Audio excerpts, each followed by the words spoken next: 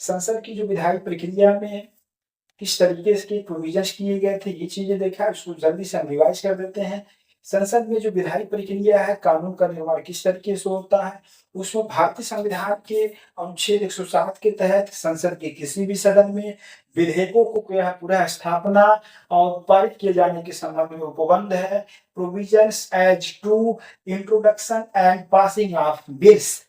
संसद के किसी भी सदन में विधेयक को आरंभ किया जा सकता है। संसद में जानते हैं दोस्तों हम लोग, संसद के दो सदन होते हैं, लोकसभा और राज्यसभा। संसद के किसी भी सदन में विधेयक लाया जा सकता है, फिर वहां पर विधेयक पारित होने के बाद राष्ट्रपति के पास जाता है। राष्ट्रपति जो है भारतीय संविधान के अनुच्छेद 111 के तहत उस विधेयक पर अपनी स्वीकृति दे सकते हैं, स्वीकृति नहीं दे सकते हैं, मतलब उस विधेयक को स्वीकृति दे सकते हैं, अस्वीकृत कर सकते हैं, पुनर्विचार के लिए भेज सकते हैं, या उस विधेयक को अपने पास से क्या है रोक ले।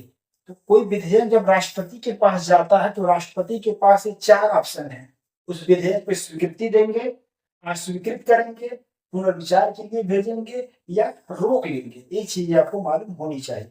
तो संसद की किसी भी सदन में कोई भी प्रस्ताव लाया जा सकता है। सिर्फ आपको दो चीजें ध्यान देना है कि जो लोकसभा में केवल मनी बिल का आरंभ केवल लोकसभा में किया जा सकता है। धन विधेयक का आरंभ केवल लोकसभा में किया जा सकता है। वित्त विधेयक जो टाइप 1 है, जिसका उल्लेख भारतीय संविधान के अनुच्छेद 117 की क्लास 1 में किया गया है, उसको केवल लोकसभा में ही प्रस्तावित किया जा सकता है। लोकसभा प्रस्तावित होने के बाद, वहां से पारित होने के बाद राज्यसभा में आएगा। ये चीजें आपको मालूम होना चाहिए। और जो साधारण विधेयक हैं, जो संविधान संशोधन विधेयक हैं, उसको राज्यसभा में भी प्रस्तावित किया जा सकता है, लोकसभा में भी प्रस्तावित किया जा सकता है। लेकिन जो धन विधेयक है और जो वित्त विधेयक टाइप 1 है, उसको केवल लोकसभा में प्रस्तुत किया जा सकता है। ये चीजें हम लोग देख लिए यहाँ पर। अब देखिए यहाँ पर वही चीजें आपको यहाँ पर लिखे हुए दोस्तों, केवल लोकसभा में आरंभ होने वाला विधेयक कौन है, तो केवल लोकसभा में जो आरंभ होने वाला विधेयक है वह धन विधेयक है।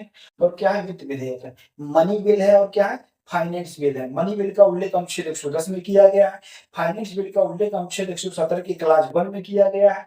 वो ऐसा फाइनेंस बिल जिसका उल्लेख अनुच्छेद 117 की क्लास 1 में किया गया है, उसी को केवल लोकसभा में प्रस्तुत किया जाता है। ये चीजें आपको ध्यान में रखना, केवल लोकसभा में आरंभ होने वाला विधेयक धन विधेयक और वित्त विधेयक।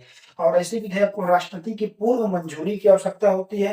राष्ट्रपति जब अनुशंसा करते हैं तभी लोकसभा में धन विधेयक और वित्त विधेयक, मनी बिल और फाइनेंस बिल को लाया जाता है।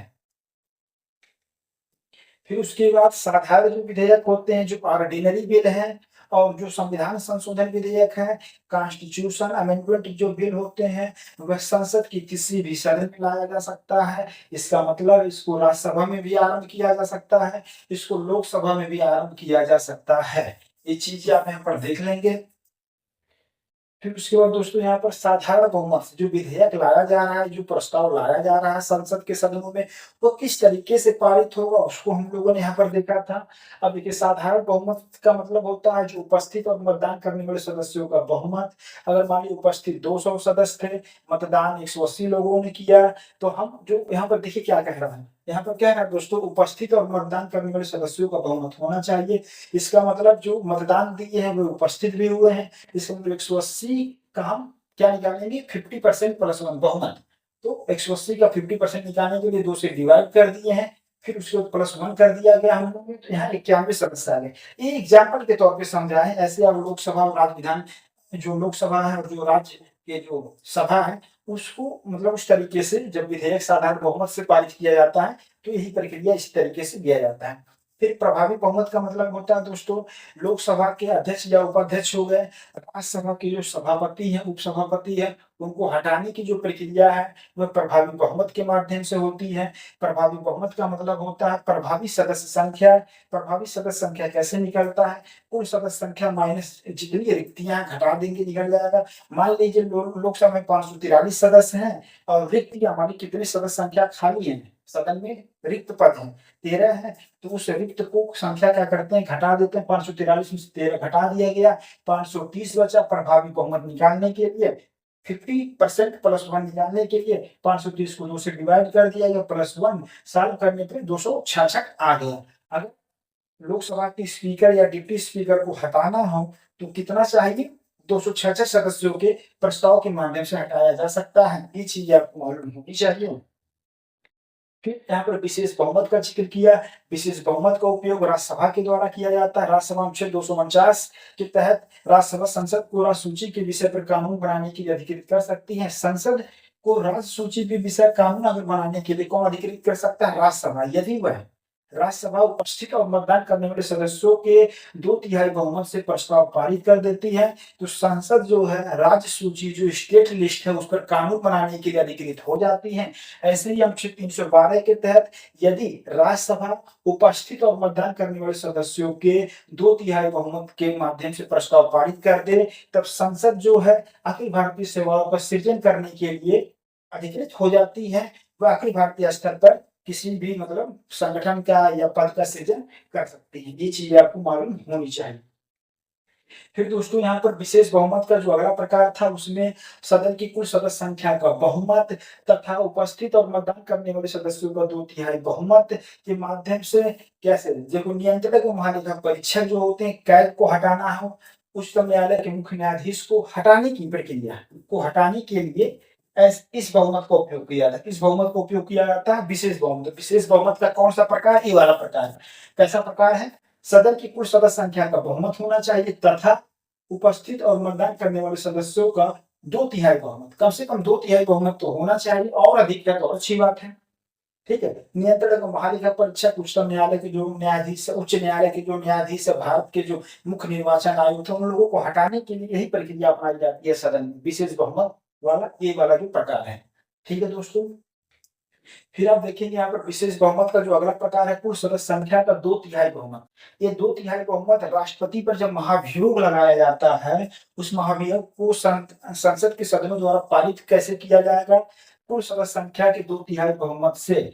जैसे लोकसभा के द्वारा कैसे पारित होगा, तो लोकसभा की कुल सदस्य संख्या 543 अगर है तो 543 का 2/3, इसका मतलब 362 सदस्य आ गए। 362 सदस्य के द्वारा प्रस्ताव पारित कर दिया जाएगा तो लोकसभा में महाभियोग प्रस्ताव पारित हो जाएगा। और राज्यसभा में पारित होने के लिए 245 सदस्य कुल है, 245 का 2/3 निकालेंगे, कितना आ जाएगा, 164 के आसपास आ जाएगा। अब 164 जो आ गया है, अगर 164 सदस्यों के द्वारा प्रस्ताव पारित कर दिया जाएगा तो राष्ट्रपति का महाभियोग की प्रक्रिया राज्यसभा में भी पारित हो जाएगी। इस प्रकार से राष्ट्रपति अपना पद क्या है, पद से क्या है, हट जाएंगे। ये चीजें, और जैसे दोस्तों जानते हैं राष्ट्रपति पर महाभियोग की प्रक्रिया कहीं भी आरंभ किया, संसद के किसी भी सदन में, चाहे लोकसभा में आरंभ करिए या राज्यसभा में आरंभ करिए, ये चीज आपको मालूम होनी चाहिए। अब देखिए दोस्तों यहाँ पर संसद में पेश किए जाने वाले विधेयक कितने प्रकार के होते हैं, तो संसद में पेश किए जाने वाले विधेयक 2 तरह के होते हैं, एक सरकारी विधेयक और एक गैर सरकारी विधेयक होते हैं। सरकारी विधेयक किसे कहते हैं, संसद में मंत्री द्वारा पेश किए गए विधेयक को सरकारी विधेयक कहते हैं। गैर सरकारी विधेयक इसे संसद में मंत्री के अलावा, मंत्री को छोड़कर जो अन्य सदस्य के, संसद सदस्य के द्वारा, किसी भी सदस्य द्वारा पेश किया जाता है उन्हें गैर सरकारी विधेयक कहते हैं। मंत्री को छोड़कर अन्य संसद सदस्य के द्वारा लाया गया जो बिल होता है, जो विधेयक होता है, वह गैर सरकारी विधेयक कहलाता है। उसके बाद दोस्तों यहाँ पर सरकारी विधेयक और गैर सरकारी विधेयक में क्या डिफरेंसेस है वो हमने बताया। सरकारी विधेयक उसे कहेंगे जिसे संसद में मंत्री द्वारा पेश किया जाता है। गैर सरकारी विधेयक इसे संसद में मंत्री के अलावा किसी भी संसद सदस्य द्वारा क्या है, पेश किया जाता है। सदन में पेश करने के लिए 7 दिन का नोटिस देना होता है। सदन में पेश करने के लिए 1 महीने का नोटिस देना पड़ता है। यहाँ पर सरकारी विधेयक अस्वीकृत होने पर सरकार को इस्तीफा देना पड़ सकता है। इससे पता चलता है कि सरकार अल्पमत में है। लेकिन यहाँ पर गैर सरकारी विधेयक अस्वीकृत होने पर सरकार पर कोई प्रभाव नहीं पड़ता है। ये दोनों में डिफरेंसेज है, स्टेटमेंट फॉर्म में आ सकते हैं, इसलिए आप इसको ध्यान में रखिएगा।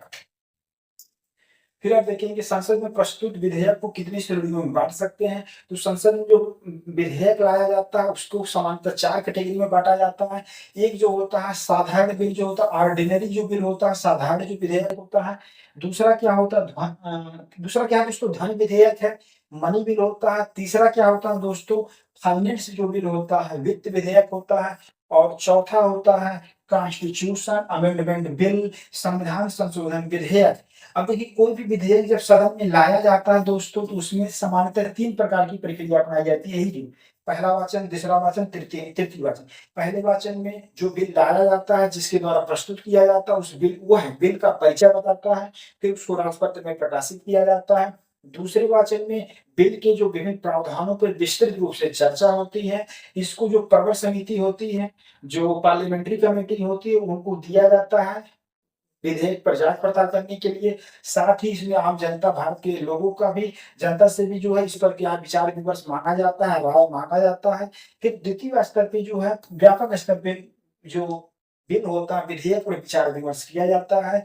फिर उसके बाद तृतीय वाचन में विधेयक पर जो पारित करने की, विधेयक को स्वीकृति, विधेयक को संसद के द्वारा, विधेयक को संसद के जो सदन होते हैं उसके द्वारा क्या है, स्वीकृति दी जाती है। एक सदन द्वारा पारित किए जाने के बाद विधेयक दूसरे सदन को क्या है, भेजा जाता है। अब ये चीजें आपको मालूम होनी चाहिए। अब यदि एक सदन द्वारा विधेयक को भेजकर दूसरे सदन द्वारा भेजा गया, एक सदन द्वारा पारित कर दिया गया, दूसरे सदन द्वारा भेजा गया, और यदि दूसरा सदन जो है, यहाँ पर एक पॉइंट आपको लिख लीजिए, यदि अगर दूसरा सदन विधेयक को, एक सदन संयुक्त बैठक का प्रावधान कर रहा है, एक सदन द्वारा संयुक्त बैठक का प्रावधान, संयुक्त बैठक का प्रावधान, संयुक्त बैठक का जो प्रावधान है दोस्तों, तो संयुक्त बैठक का अगर प्रावधान की बात करें, जो ज्वाइंट सिटिंग, क्या है दोस्तों, ज्वाइंट सिटिंग। तो ज्वाइंट सिटिंग कब होता है? ज्वाइंट सिटिंग दोस्तों किसका, इसका उल्लेख कहाँ है? तो भारतीय संविधान के जो अनुच्छेद 108 है, भारतीय संविधान की 108 में क्या है, ज्वाइंट सिटिंग का उल्लेख है। अब ज्वाइंट सिटिंग कब होता है? मान लीजिए संसद की एक सदन द्वारा पारित करके विधेयक दूसरे सदन को भेजा जाता है, और दूसरा सदन क्या करता है, उस विधेयक को अस्वीकृत कर दे, या विधेयक को 6 महीने से अधिक समय तक रोके रखे, या विधेयक में प्रस्तुत किए जाने वाले संशोधनों के संदर्भ में दोनों सदन अंतिम रूप से असहमत। इसका मतलब सदन में, जो संसद में उस विधेयक के संदर्भ में गतिरोध उत्पन्न हो गया, क्योंकि संसद का काम क्या है, कानून पारित करना है। विधेयक को पारित करे तब संसद के जो राष्ट्रपति हैं उसके द्वारा क्या है, अनुमति देंगे तो कानून का रूप धारण करेगा। तब जब विधेयक संसद में गतिरोध उत्पन्न हो जाता है विधेयक में, तब राष्ट्रपति के द्वारा उस पर समाधान, उस पर विचार विमर्श करने के लिए, उसको पारित करने के लिए संयुक्त बैठक का प्रावधान मतलब संविधान के द्वारा किया गया कि राष्ट्रपति जो है संविधान के अनुच्छेद 108 से शक्ति प्राप्त करते हुए लोकसभा और राज्यसभा का ज्वाइंट सेशन जो है, ज्वाइंट सिटिंग बुलाएं। ठीक है, संयुक्त बैठक बुलाया, तो इसमें ये चीजें हैं। और ज्वाइंट सिटिंग जब बुलाया जाता है किस तरीके में, तो यहाँ पर कंडीशन ये है कि एक सदन द्वारा पारित विधेयक दूसरे सदन द्वारा भेजा जाता है, दूसरे सदन में जब भेजा जाता है, एक सदन द्वारा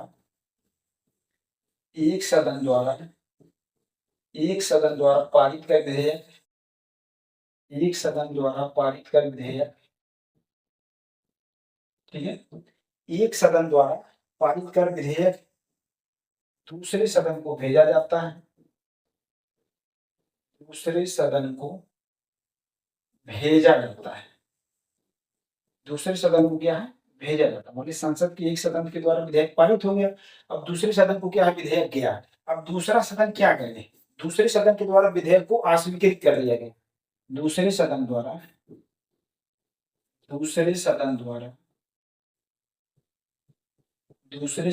विधेयक को अस्वीकार कर दिया गया, विधेयक को अस्वीकार कर दिया गया, अस्वीकार कर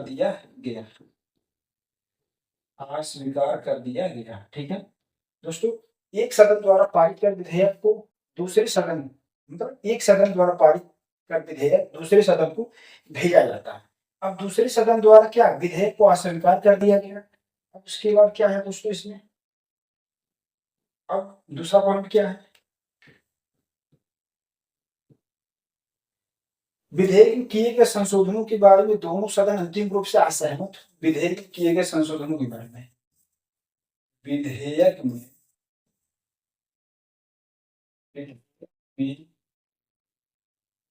किए गए संशोधनों के बारे में, संशोधनों के संदर्भ में, विधेयक में किए गए संशोधनों के संदर्भ में,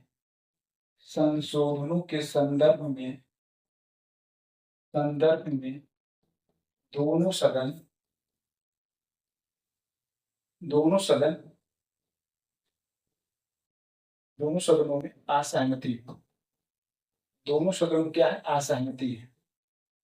तो विधेयक में जो संशोधन प्रस्तुत किया जा रहा है राज्यसभा लोकसभा के द्वारा, वो आपस में असहमति है, मतलब एक मुद्दे पे नहीं आ पा रहे हैं। तो विधेयक में किए गए संशोधनों के संदर्भ में दोनों सदनों में क्या है? असहमति है।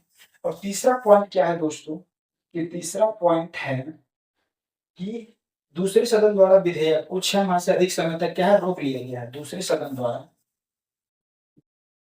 दूसरे सदन द्वारा दूसरे सदन द्वारा विधेयक को दूसरे सदन द्वारा विधेयक को दूसरे सदन द्वारा विधेयक को 6 माह से अधिक समय तक 6 माह से अधिक 6 माह से अधिक समय तक 6 माह से अधिक समय तक 6 माह से अधिक समय तक रोक लिया गया रोक लिया गया हो। ठीक है दोस्तों, ये चीज क्लियर हो। तो अब देखिए यहाँ पर ज्वाइंट सिटिंग अनुच्छेद 108 में प्रोविजन किया गया है। संसद का काम है कानून का निर्माण करना, लेकिन अगर किसी विधेयक के संदर्भ में दोनों सदनों में गतिरोध उत्पन्न हो जाए तो उस गतिरोध को समाप्त करने के लिए राष्ट्रपति के द्वारा अनुच्छेद 108 का उपयोग करके संयुक्त अधिवेशन बुलाया जाता है। ठीक है, अब संयुक्त अधिवेशन के लिए यही कंडीशन है कि एक सदन द्वारा पारित कर विधेयक दूसरे सदन को भेजा जाता है। यदि भेजा जाता है यदि यदि दूसरे सदन द्वारा विधेयक को अस्वीकार कर दिया गया, ये पहला कंडीशन है। दूसरा कंडीशन, विधेयक में किए गए संशोधनों के संदर्भ में दोनों सदनों में असहमति हो, ये चीज है। फिर तीसरा कंडीशन है, दूसरे सदन द्वारा विधेयक को 6 माह से अधिक समय तक रोक लिया गया। एक परिस्थितियां हो गया संयुक्त अधिवेशन की विधेयक पे कोई कार्रवाई नहीं हो पा रही, तो अब क्या किया जाता है? राष्ट्रपति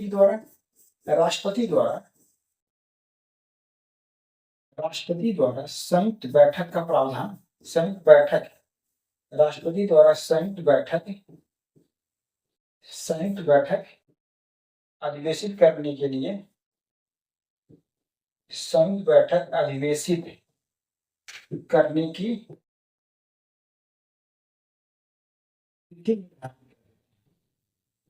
तिथि क्या है? निर्धारित कर देते हैं। ठीक है, ये चीजें संयुक्त बैठक निर्धारित कर देते हैं। अब राष्ट्रपति के द्वारा क्या है?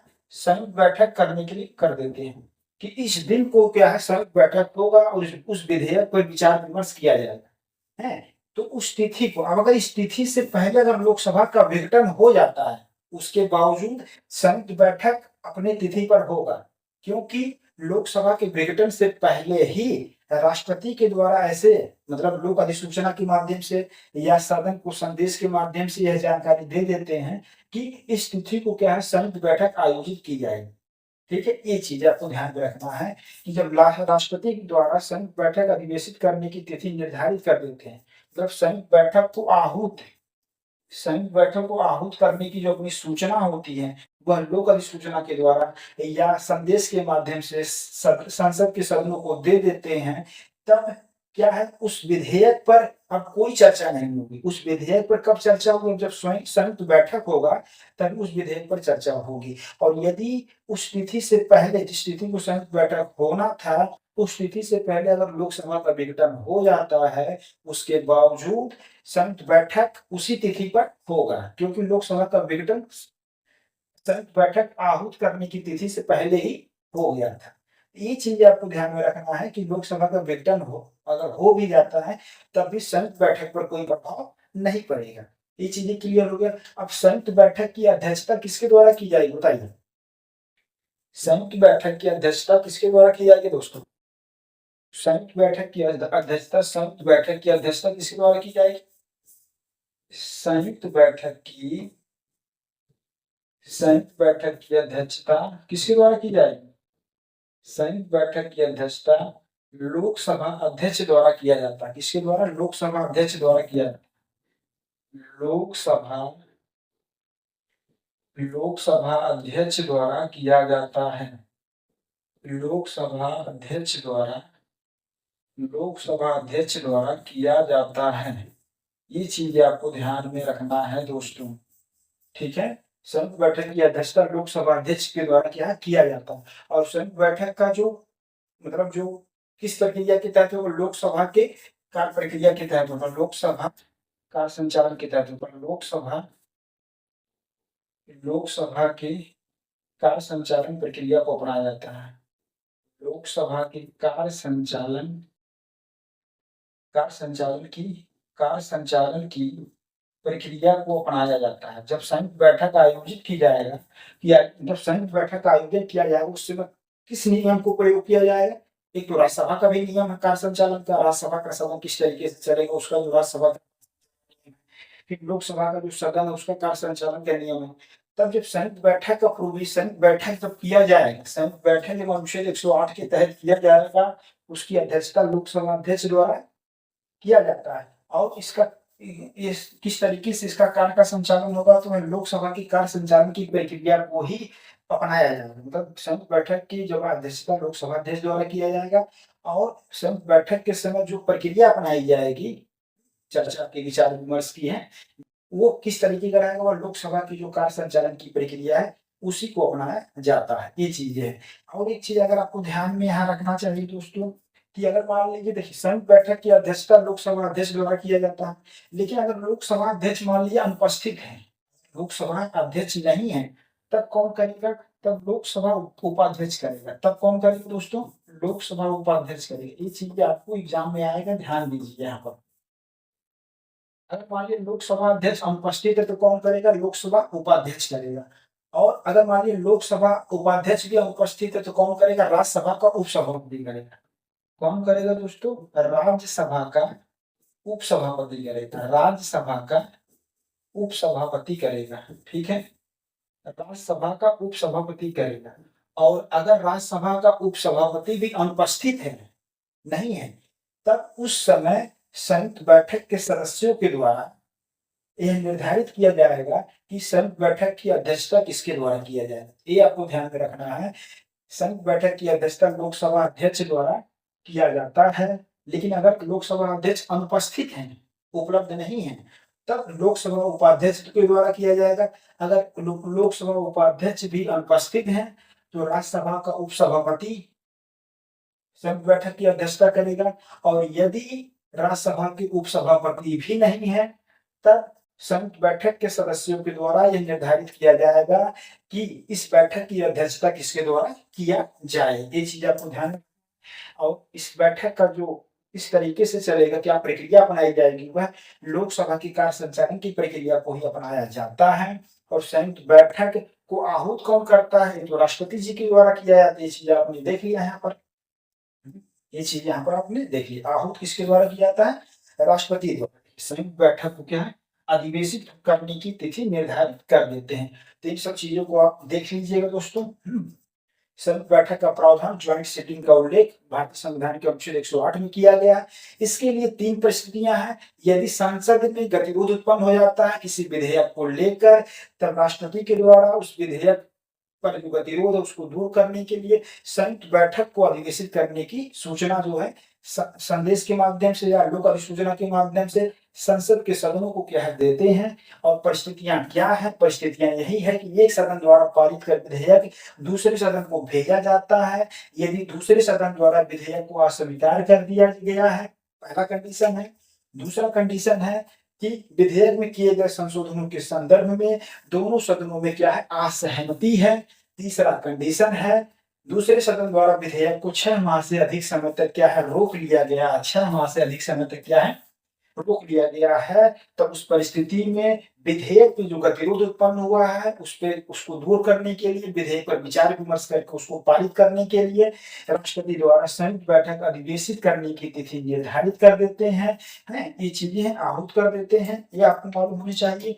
और जब संयुक्त बैठक का मतलब अध्यक्षता लोकसभा अध्यक्ष के द्वारा किया जाएगा और यह लोकसभा के कार्य संचालन प्रक्रिया के तहत चीजें की जाती है। अगर लोकसभा अध्यक्ष अनुपस्थित है तो लोकसभा उपाध्यक्ष करेंगे अध्यक्षता, और अगर लोकसभा उपाध्यक्ष अनुपस्थित है तो राज्यसभा के उपसभापति करेंगे। और यदि राज्यसभा के उपसभापति भी अनुपस्थित हैं तो संयुक्त बैठक के सदस्यों के द्वारा यह निर्धारण किया जाएगा कि इस संयुक्त बैठक की अध्यक्षता किसके द्वारा किया जाएगा। और यहाँ पर संयुक्त बैठक में जो विधेयक किस तरीके से पारित होगा, तो उपस्थित और मत देने वाले सदस्यों के बहुमत से विधेयक पारित होगा। विधेयक विधेयक पारित होगा। विधेयक कैसे पारित होगा? उपस्थित और मत देने वाले सदस्यों के बहुमत द्वारा। उपस्थित और मत देने वाले सदस्यों के उपस्थित और मत देने वाले सदस्यों की बहुमत। उपस्थित और मत देने वाले सदस्यों के उपस्थित और मत देने वाले सदस्यों के उपस्थित और मत देने वाले सदस्यों के बहुमत द्वारा। उपस्थित और मत देने वाले सदस्यों के बहुमत द्वारा क्या है? पारित किया जाएगा। और सामान्यतः देखते हैं लोकसभा की सदस्य संख्या अधिक होती है, इसमें लोकसभा की सदस्य संख्या 543 है, राज्यसभा की सदस्य संख्या कितनी है? 245 है। तो उसमें से उस 543 में से और 245 में जितने सदस्य उपस्थित होंगे संयुक्त बैठक में, वहां पर वही उपस्थित और मत देने वाले सदस्यों के बहुमत द्वारा जो है उस विधेयक को पारित कर दिया जाता है। और यह माना जाता है कि संसद के दोनों सदनों के द्वारा उस विधेयक को पारित कर दिया गया है। तो संयुक्त बैठक आपको दोस्तों लग रहा है समझ में आ गया होगा। अब यहाँ पर हम लोग जो बात कर रहे थे, देखिए अब यहाँ पर प्रथम वाचन, द्वितीय वाचन, तृतीय वाचन हो गया। एक सदन द्वारा पारित किया गया, दूसरे सदन द्वारा पारित कर दिया गया, राष्ट्रपति की स्वीकृति मिलकर कानून का निर्माण हो गया। और यदि कोई गतिरोध उत्पन्न हो गया विधेयक को लेकर, तो वो चीजें किया जा सकता है। अब संयुक्त बैठक का प्रोविजंस जानते हैं किसके लिए है? संयुक्त बैठक का प्रोविजंस कहाँ पर है? खाली साधारण विधेयक के लिए है। संयुक्त बैठक का प्रोविजंस धन विधेयक के लिए नहीं है। संयुक्त बैठक का प्रोविजंस वित्त विधेयक टाइप 1 के लिए भी नहीं है। संयुक्त बैठक का प्रोविजन संविधान संशोधन विधेयक के लिए भी नहीं है। ये चीज आपको ध्यान में रखना, ये चीज आपको बताने भी है। तो संयुक्त बैठक का प्रोविजन आपको,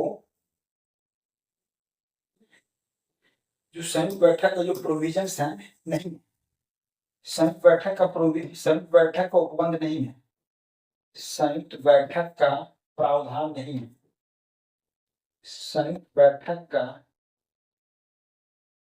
प्रावधान नहीं है। ठीक है, ये आपको ध्यान में रखना। किसके लिए? जो संविधान संशोधन विधेयक है। संविधान संशोधन विधेयक हो गया, संविधान संशोधन विधेयक, संविधान संशोधन विधेयक, और क्या है दोस्तों? धन विधेयक। और क्या? धन विधेयक। ये चीजें आपको ध्यान में रखना है। और ऐसा वित्त विधेयक जो धन विधेयक से रिलेटेड है, उसके लिए भी क्या है? संयुक्त बैठक का प्रोविजन नहीं है। लेकिन इन दो के लिए तो आपको एकदम कंफर्म होना है कि संयुक्त बैठक का जो प्रावधान नहीं है, किसके लिए? संविधान संशोधन विधेयक और क्या है? धन विधेयक। लेकिन जो फाइनेंस बिल है, जो वित्त विधेयक है, टाइप 1 टाइप 2 के लिए कुछ परिस्थितियों में जो है संयुक्त बैठक का प्रावधान है। ये चीज आपको ध्यान में रखना है।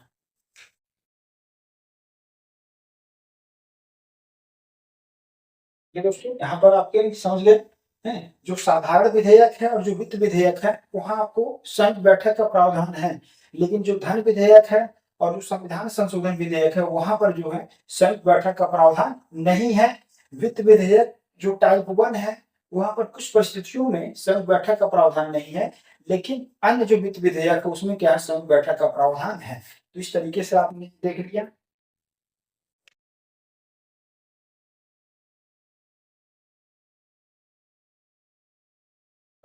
साधारण विधेयक किसे कहते हैं? तो साधारण विधेयक क्या है, उसकी क्या डिफिनेशन? संसद के किसी भी सदन में प्रस्तुत किया जा सकता है। इस विधेयक को सदन में लाने के लिए राष्ट्रपति की मंजूरी की आवश्यकता नहीं होती है।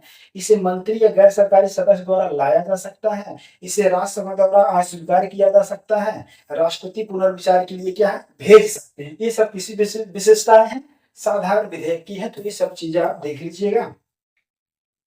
फिर उसके बाद यहाँ पर धन विधेयक किसे कहेंगे? तो संविधान के अनुच्छेद 110 में धन विधेयक की परिभाषा दी गई है। धन विधेयक की जो परिभाषा है वो देखिए, किसी कर का विलोपन, उत्साधन, परिहार, परिवर्तन या विनियमन, भारत सरकार द्वारा उधार लिए गए धन का विनियमन, भारत की संचित निधि या आकस्मिकता निधि की अभिरक्षा, ऐसी किसी निधि में धन जमा करना या उसमें से धन निकालना, भारत की संचित निधि से धन का विनियोग, भारत की संचित निधि या लोक लेखे में किसी प्रकार की धन की प्राप्ति या अभिरक्षा या इनसे व्यय या केंद्र या राज्य की निधियों का लेखा परीक्षण। कहने का तात्पर्य है दोस्तों, जो भारत की संचित निधि है, जो आकस्मिकता निधि है, जो लोक लेखा निधि है, उससे अगर आपको धन निकालना है, धन जमा करना है, भारत सरकार ने कोई उधार लिया है, तो कोई विनियोग विधेयक लाया जा रहा है, तो उस सब से रिलेटेड जो बातें हैं वो मनी बिल कहलाता है। और मनी बिल को किसके द्वारा प्रमाणित किया जाता है? लोकसभा अध्यक्ष के द्वारा किया जाता है। कोई भी मनी बिल है वो लोकसभा अध्यक्ष के द्वारा निर्धारित किया जाता है, इनका निर्धारण ही अंतिम होता है। ये चीजें मालूम होना चाहिए आपको। और यहाँ पर देखेंगे, यद्यपि कोई विधेयक इन कारणों से धन विधेयक नहीं माना जाता है, अगर वह जुर्माने से संबंधित है और अनुज्ञप्तियों के लिए फीसों से संबंधित है या स्थानीय प्राधिकरण के द्वारा कर रोपर से रिलेटेड कोई प्रावधान किया जा रहा है, वह धन विधेयक के अंतर्गत नहीं आता है। ये चीज आप ध्यान दीजिएगा। और फिर यहाँ पर धन विधेयक के संबंध में लोकसभा के अध्यक्ष का जो निर्णय होता है, अंतिम निर्णय होता है, उसके निर्णय को किसी न्यायालय, संसद या राष्ट्रपति द्वारा चुनौती नहीं दी जा सकती है। और जब धन विधेयक को राज्यसभा एवं राष्ट्रपति के पास स्वीकृति है जाता है, तो लोकसभा अध्यक्ष इसे धन विधेयक पूर्व में क्या है, पृष्ठांकन करते हैं, तो धन विधेयक पूर्व में क्या है, प्रमाणित करते हैं कि यह धन विधेयक है। ठीक है, ये चीज आपको ध्यान में रखना, प्रमाणित करते हैं कि यह जो बिल है वह क्या है, मनी बिल है। ये चीज आपको यहाँ पर ध्यान में रखना है। और फिर देखेंगे यहाँ पर धन विधेयक के बारे में। धन विधेयक को कहाँ पर लाया जा सकता है, आरंभ किया जा सकता है? धन विधेयक को सर्वप्रथम लोकसभा में ही लाया जाएगा, केवल राष्ट्रपति की सिफारिश पर ही प्रस्तुत किया जाएगा। इस प्रकार के विधेयक को सरकारी विधेयक माना जाता है और धन विधेयक को केवल मंत्री ही प्रस्तुत कर सकते हैं। ये सब चीजें मालूम होना चाहिए। धन विधेयक लोकसभा में पारित होने के बाद राज्यसभा में जाएगा, राज्यसभा के द्वारा मैक्सिमम 14 दिन तक उसको अपने पास रख सकते हैं। 14 दिन के भीतर राज्यसभा के द्वारा धन विधेयक को स्वीकृति देनी होती है, अन्यथा वह राज्यसभा द्वारा क्या पारित समझा जाता है।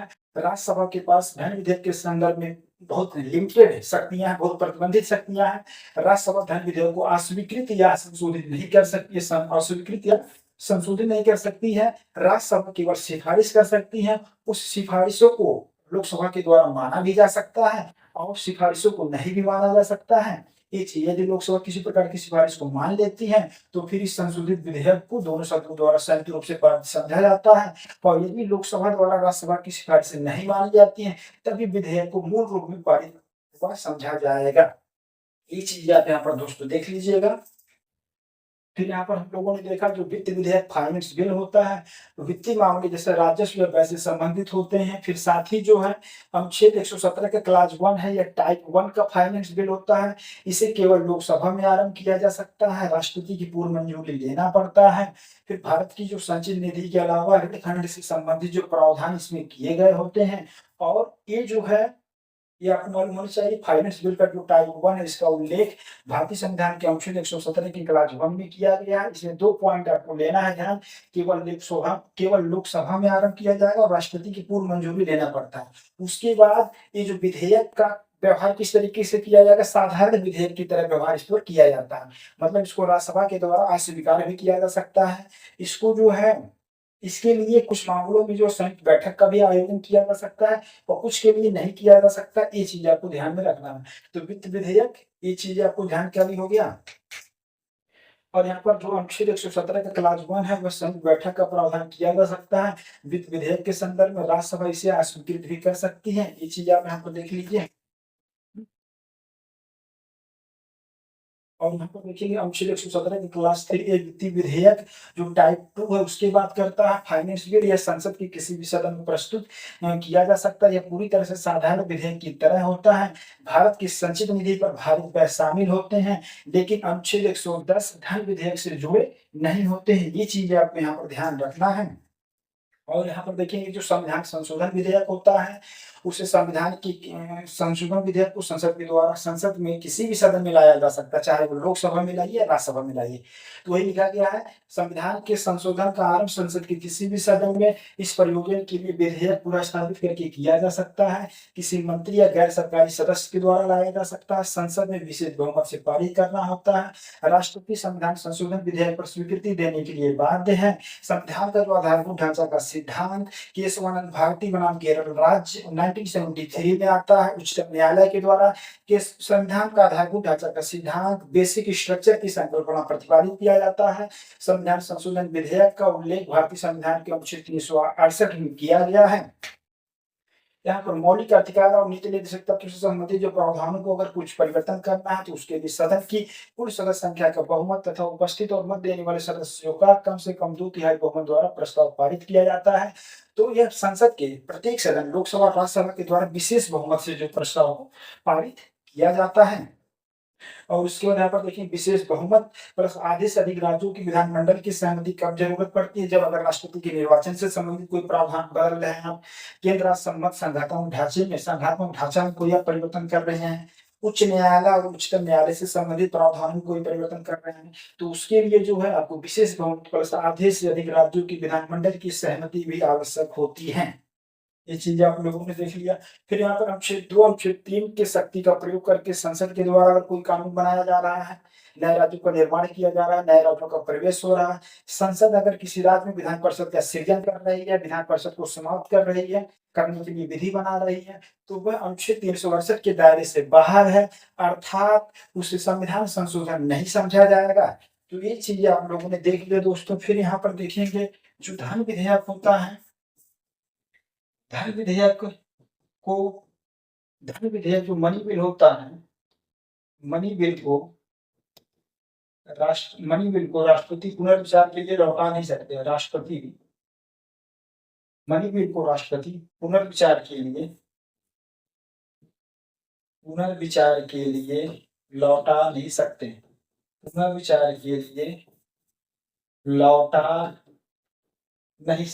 ठीक है, लौटा नहीं सकते, ये चीज आपको ध्यान में रखना है, लौटा नहीं सकते। ठीक है, तो मनी बिल को ये पुनर्विचार के लिए लौटा नहीं सकते। 2 पॉइंट इनके पास बचता है धन विधेयक पे, या तो ये अनुमति दे देंगे, अनुमति दे सकते हैं, क्या बचता है, अनुमति दे सकते हैं, या अनुमति क्या है, रोक सकते हैं। अनुमति दे सकते हैं या अनुमति क्या है, रोक सकते हैं। ये चीज आप ध्यान में रखना। जो मनी बिल है उस पर राष्ट्रपति क्या है, अपनी अनुमति दे सकते हैं या अनुमति रोक सकते हैं, लेकिन जो है वह पुनर्विचार के लिए लौटा नहीं सकते हैं। ये चीज हम लोगों ने देख लिया। और संविधान संशोधन विधेयक पे अनुमति देंगे, संविधान संशोधन विधेयक पर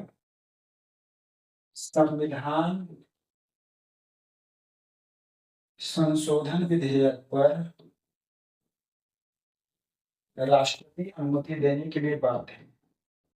राष्ट्रपति अनुमति देने के लिए बाध्य है, ये चीज आपको मालूम होनी चाहिए। ठीक है, तो ठीक है दोस्तों, आज इस सेशन में हमने संसद की जो विधायी प्रक्रिया है उसके बारे में देखा। साधारण विधेयक, जो वित्त विधेयक है, जो धन विधेयक है, उसके बाद जो संविधान संशोधन विधेयक और जो अन्य जो बातें थी उसको हम लोगों ने विस्तार से देखा। ठीक है दोस्तों, फिर मिलते हैं नेक्स्ट सेशन में। तब वीडियो देखने के लिए आपका बहुत बहुत धन्यवाद।